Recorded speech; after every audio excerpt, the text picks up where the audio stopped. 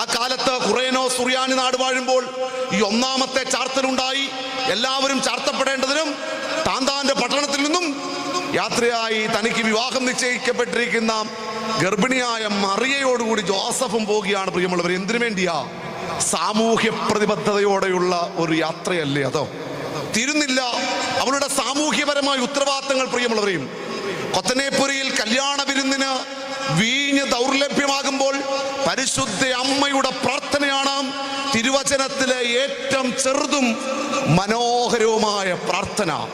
ഉൽപ്പത്തി മുതൽ വെളിപ്പാട് പുസ്തകം വരെ വായിക്കുന്നവർക്കറിയാം, തിരുവചനത്തിലെ ഏറ്റവും ചെറിയ മധ്യസ്ഥ പ്രാർത്ഥന നടത്തുന്ന ആരാ?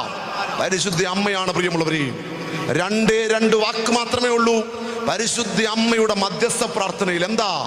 കൊത്തനേപ്പുരിയിലെ കല്യാണ വിരുന്നിനും വീഞ്ഞിന്റെ ദൗർലഭ്യം അനുഭവപ്പെടുമ്പോൾ പരിശുദ്ധ